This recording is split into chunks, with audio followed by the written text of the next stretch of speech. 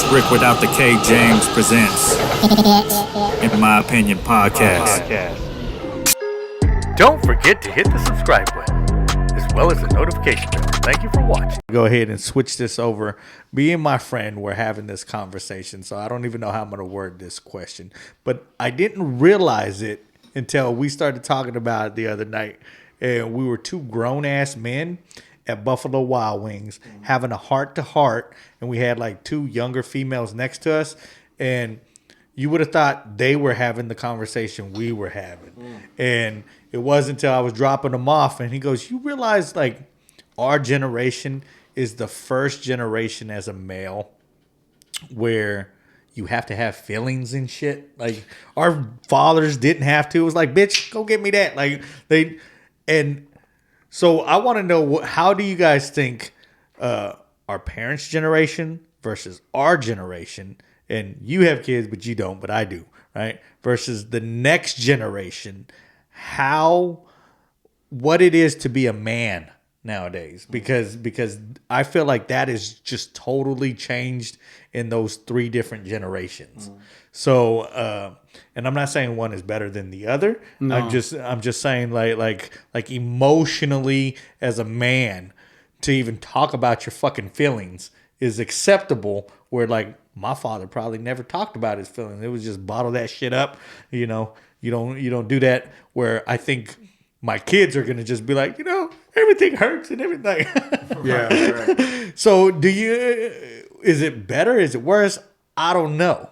But it's just something that I never even really thought about until the other night, where I was like, yeah, I guess, where I am a very sensitive man. I am very emotional, but I take ownership to that shit. I say, yeah, if I need therapy, if I need this, if I need that. And I just feel like my dad's generation would have been like, therapy? What kind of pussy gets therapy? Right. Like, deal with your fucking problems. And so for me, I feel like my generation has it the best. We get to be that middle, right? We get to be that middle. We get to be feminine, but not too feminine, right? Well, it just makes me wonder how my kids are going to turn out. Yeah. And if they have an offspring, what their kids are going to look like. Yeah. You know what I mean? So it's just a weird thought. Have you guys ever thought about that, or that was just me and my friend sitting around having these the future of man talks? Yeah, moments by men and shit. So, who wants to go first? So I think what you're asking is you're talking about like what's the future of like male culture, like how we're gonna be in the future, versus how we were in the past. Because we even brought up the fact that like he was talking about how his wife makes good money. Yeah. And I go, my girl makes good money. I was like, two or three of my friends, their woman makes more money than them too. Yeah. So it's the paradigm shift too, where, my girl, I'm here doing this podcast because I'm taking her to SFO because she's flying to the Philippines. She don't give a fuck about me, what I got going on. She's like, deuces, I'm going to go kick with my family for 2 weeks. Where you think my mom would have been able to do some shit like that with my dad? My dad would have been like, bitch, who do you think you're going to go use my pay? So it's just a weird thing where I look at it like, man, I'm free for 2 weeks. So what we doing? What's bothering? I mean, I know a lot of people think that like the roles are reversing between men and women. Like the women are the ones, like you just alluded to the fact that, a lot of women are making more money than their partners now. And that may be true, man, but that to me doesn't really define the way that men and women, what men and women are. Because even when a woman is in a situation where she makes more money than her dude, at the end of the day, she still has the desires of a woman. She wants to be with a guy who's in control of his own life and of other things. Like, she's gonna find somebody who's her equal or greater to her. That's what every woman is bound to do at some point. So even if she leaves my broke ass, all she's gonna go do is find like somebody broke ass, somebody who's not as broke as me. You know what I'm saying? She's gonna find somebody her equal or somebody better, and then she'll go back to doing typical women roles. It just depends on like where the money's at, really, like in terms of like the roles. Because at the end of the day, bro, like being a dude now is the same as it was 50 years ago, and it'll be the same in the future. Because every young man needs to understand that you're supposed to feel things. Like, even back then, bro, like our parents back then, of course they felt shit. They just didn't talk about it because it wasn't cool to talk about it. But your dad, every one of our dads, my dad was getting drunk, crying like a little fucking girl. I'm not saying that he was doing that all the time or that I saw him do that all the time, but he's a dude. Of course he was doing that shit when he was with his friends, when he was by himself. He was being super emotional. That's just part of the human experience. What's fucked up for men today is that, a lot of young dudes think that they're not valuable because young dudes in today's like current culture, young straight males are devalued. They're looked at as the enemy. They're looked at as the root of problems. And when you tell a young mind that they are the root of all problems, they become depressed and they become sad. So there's a lot of young sad dudes out there, and that's their biggest problem because they need to recognize the fact that they shouldn't be sad, bro. Like they should be striving to be like badass motherfuckers. Fuck what everybody's telling them about hey, you're being unfair to everybody. Your privilege of being a straight male is too dominating, or no, fuck that. Young dudes should be told, be a fucking beast. Be a fucking savage. Like exercise and know how to talk to girls and think about making money. Be ambitious because that's the role that you're going to be asked to play in the future, anyways. So that's the only problem I see with male culture today is that we're telling young boys that they should not be all these things that they naturally feel that they want to be. They want to be athletic. They want to be active. They want to make money because they have ambitions. They want to be with beautiful women. Like they want a dope ass girl in their life. Like that shit should be lifted up. And right now we're pushing that down and we're telling young dudes that they're wrong for feeling those things. And I don't agree with that. So hearing that from you, we're going to throw it over to you, but I didn't even think about it while he was saying all that. I go, that's perfect for someone like me who has boys and I want them to be, but you're what do they call it? A father, Kobe shit. Girl dad? Girl dad, right? Because you got 3 daughters, right? What's my man, super funny comic that hosted, the white comic that hosted BET hella years. Gary Owen? Gary said he blows balls off of babies. That's me. Like I got all girls, and I'm gonna tell you something. So I think from your standpoint too, like you can answer if men are changing, but for you it seems like it might be a benefit because then you got more sensitive man for your girl, and you don't have to worry about your daughter getting her ass whooped as if your great grandmother would have or some shit like that. Because I tell people, man, I only started believing in God again recently because I realized I'm so protective for my boys that I know if I had a girl, I'd be serving time right now. Yeah, because even last week my son was sick. I took him to the hospital and they didn't want to treat him until I started fucking going ham on them in the ER.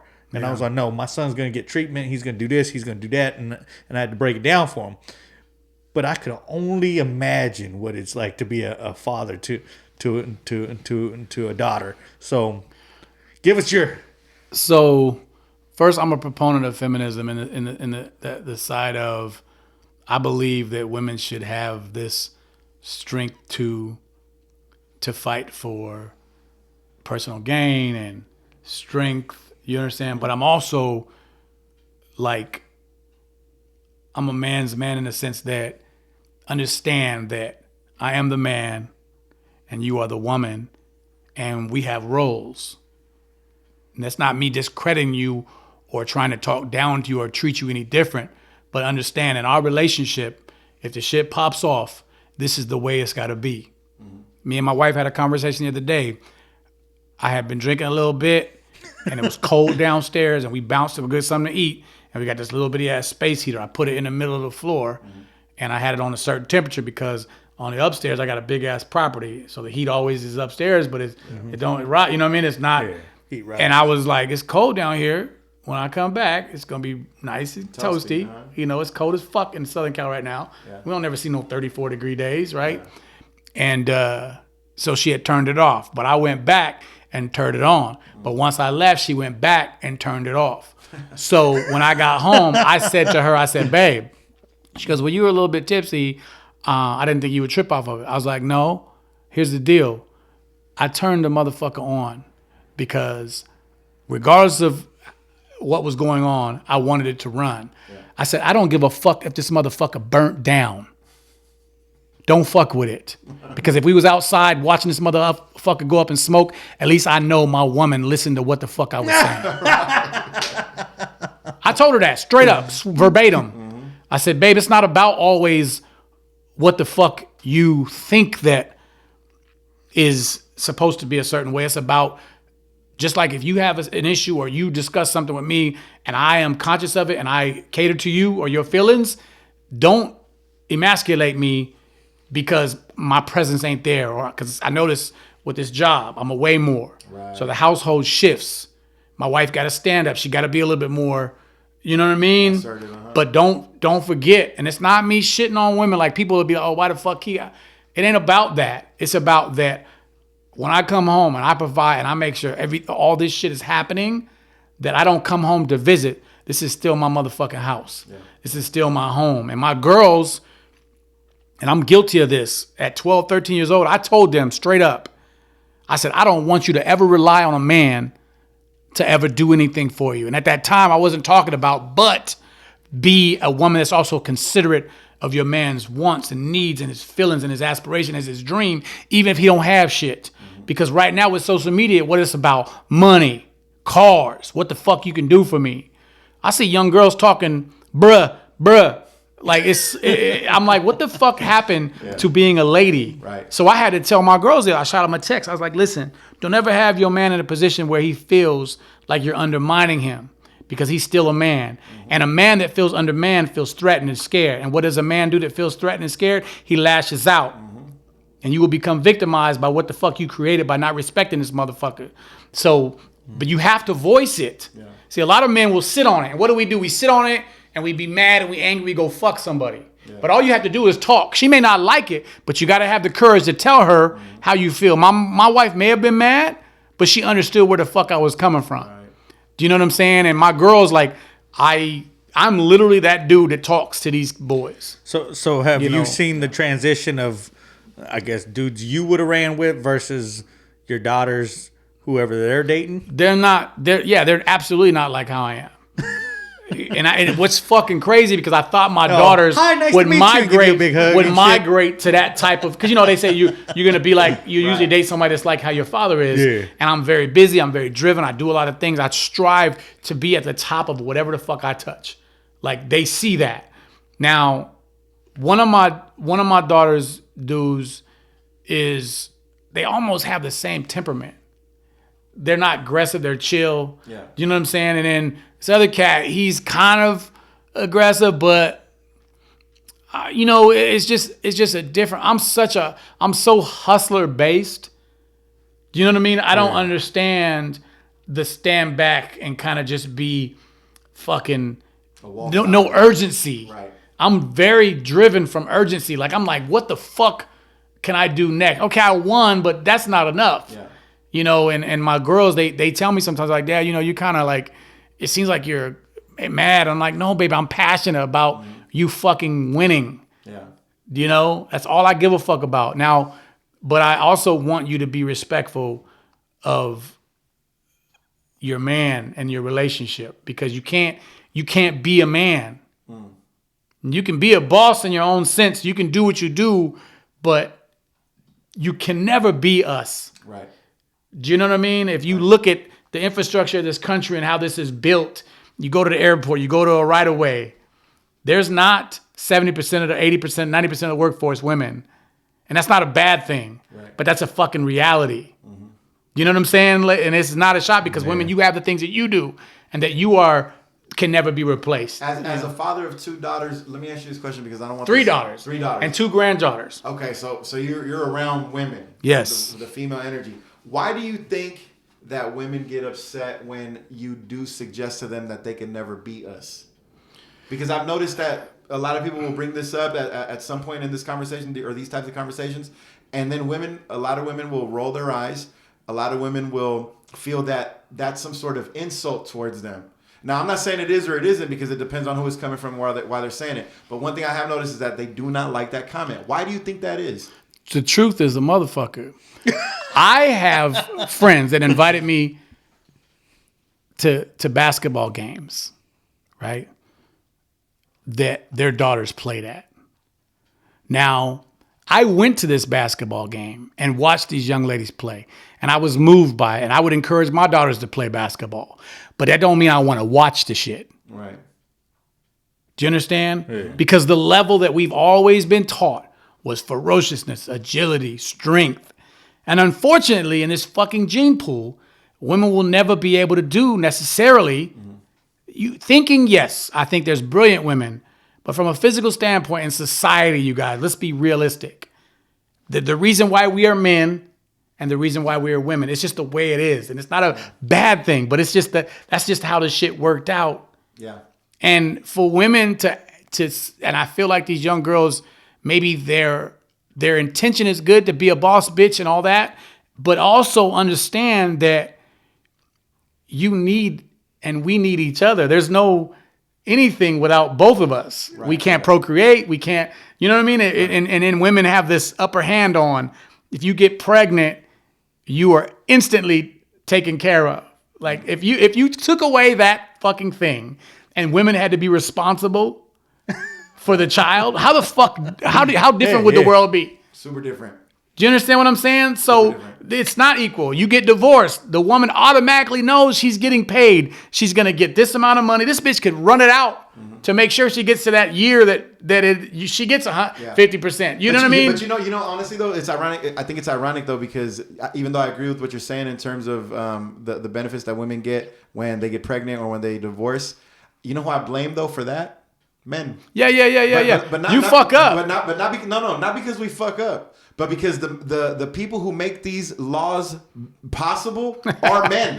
And so these are just men who are being ultimate men and saying, yeah, my boy, when you fuck up, I'm going to capitalize off your shit. Yeah. Because I'm the lawyer. I'm the city who runs the but you also I'm know welfare. that those laws and shit person. were done generations back, though. Yeah, A long time ago. My point is that is a good point. The ultimate man thing is to capitalize off somebody's fuck up. And if I can make some money off your fuck up, guess what? I will. Because if man was truly only looking out for man's best interest, there would be no such thing as child support. Yeah. There'll be no such thing as alimony.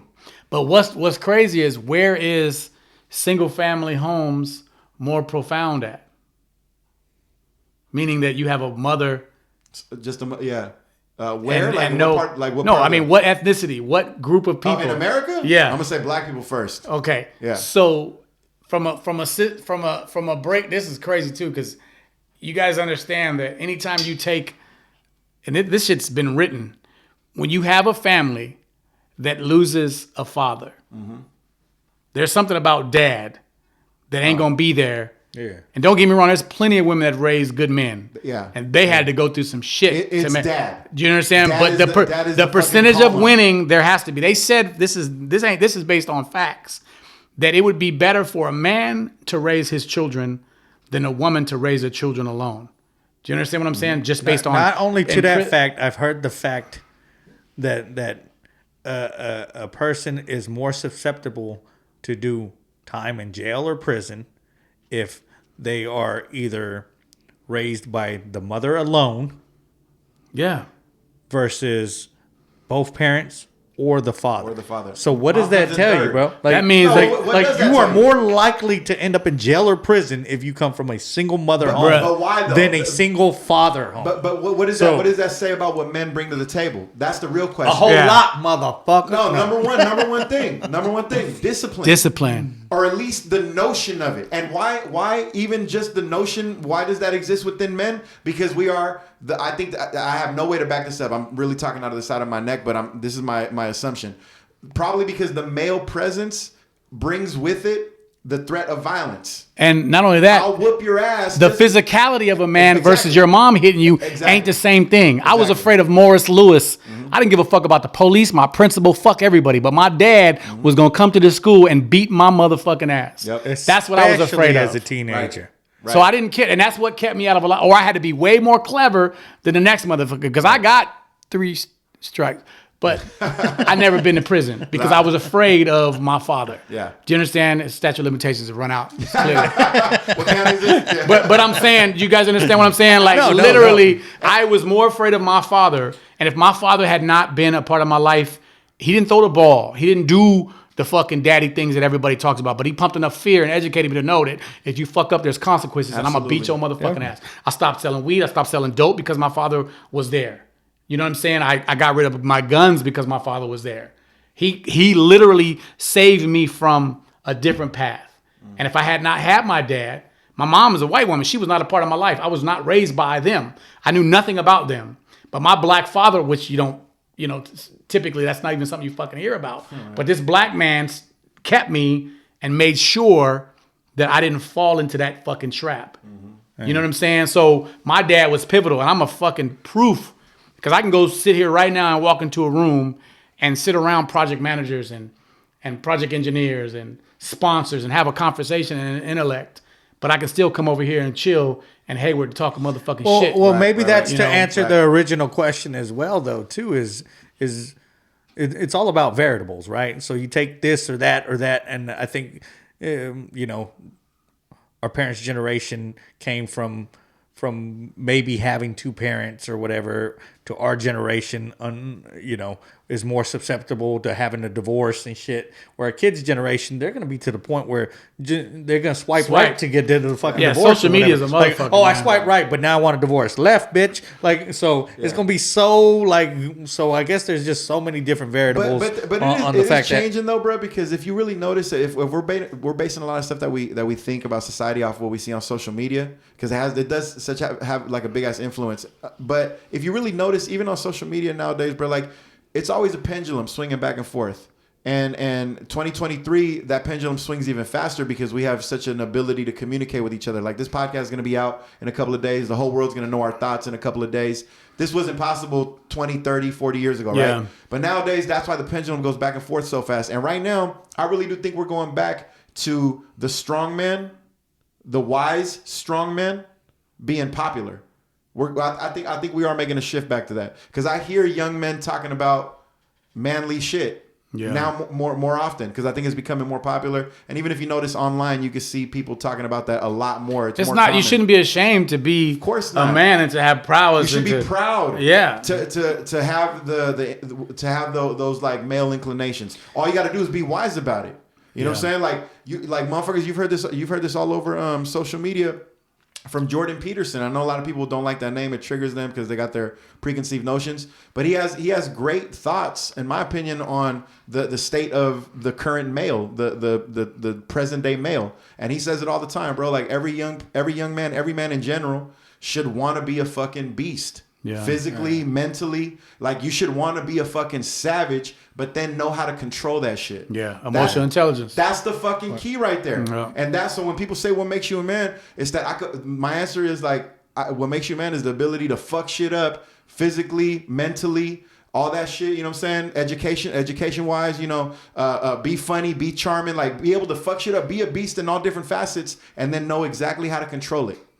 So you don't become just a wild monster. But you got the ability to be a fucking savage whenever you feel like it. Again, that's where I think like our generation has both sides we can be on. And I always use the example that I tell people. Again, I have two boys, and when my oldest, we went back to my hometown, and I was around all my uncles and shit. And my youngest was carrying around a little baby doll, and my uncle was like, "Who let this motherfucker?"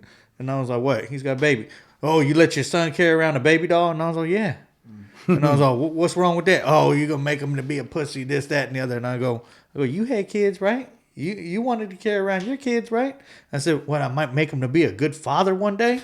And I was like, I appreciate that my son wants to take care of his little baby doll. And fucking, I said, that teaches them some kind of sensitivity. I don't know what the fuck's wrong with you guys, but and I'm like, I don't find that to be a difficult thing. Now, men fought their sexuality, and that's another thing too, man. Like, we have learned, and we've had to, and I don't know your age, but from when I was a little kid to now, like, don't think there wasn't gay people around in the 70s and the 60s, right? Man. But it was just like one of those things where it was taboo, like, oh my God, we can't let anybody know. But when I was growing up, if I fell down and I cried, people, my cousins, uncles, be like, "Shut up, you little faggot." But I didn't know what the word meant. You know what I mean? And as I evolved, and my father hit me with them gems, judge no man or woman uncommon, I would have situations where I learned, and I think because I was taught to not hate, even though my dad was fucked up and he was, he had his mental illness that he dealt with, he still found a way to kind of separate the bullshit. Yeah. And I learned to be accepting.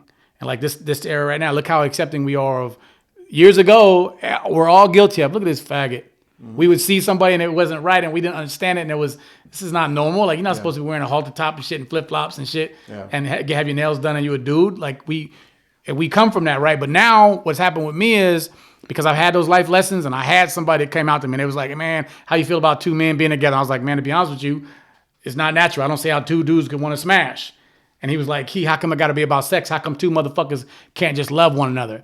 And that shit had to happen for me to understand that we're evolving. So even though we're still tough and rough, we still have to, like you say, find that happy medium of being understanding, but still be a boss. Yeah, of course. Because you don't want to carry that insecurity or that hate. And that's what I feel like when we talk about George and we talked about Pac.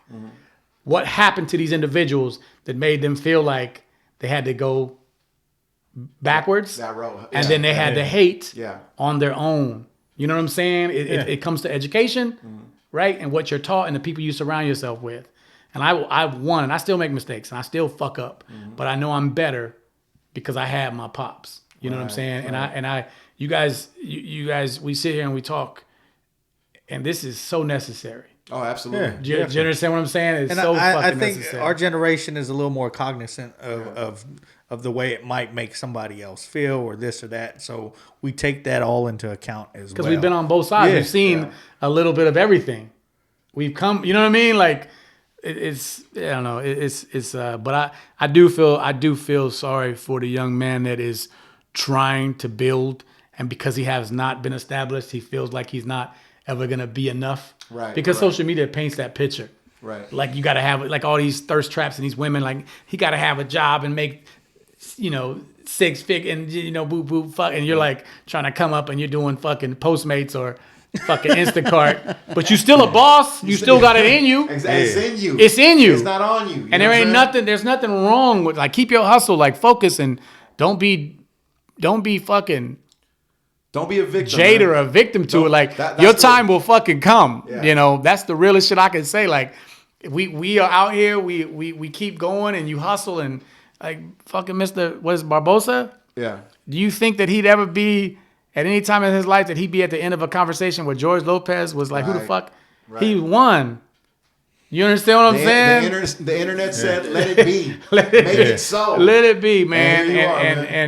And so, like, that's what I tell young cats. I'm like, I tell them, don't be stupid, but it has to be enough of us having the little bit in us to educate and talk about it. And that's what these platforms are all about. Absolutely. Like, man. people see comics, they're like, oh, y'all motherfuckers just want to clown and talk shit. Yeah. A lot of us have lived through some crazy shit. Right. Yeah. That's the reason why we have these stories. There's been a lot of great comics in that chair, bro. And we've had great conversations like this. A lot of it funny, but then also a lot of it just like this, some real shit, some real game, man. Yeah. And I appreciate your time, bro. Oh, man, bro. I appreciate y'all just having the opportunity to reach out. Like, we are from the same cloth, but we are also distant because I'm SAC. But NorCal is so vicious with comics. We have so much talent. Yeah. And I think a lot of it's tied to the diversity and the fact that we around everybody. We don't necessarily got to have Asian night or black night or Middle Eastern night. We just go. Hey, bro, here comes Cinco de Mayo. All the Mexicans like clearing out their schedule. We just go get it. You know, about to be on that Cinco de Mayo weekend. Yeah. Fuck that. We go perform. We go do it. Can I just say something real quick? Hey,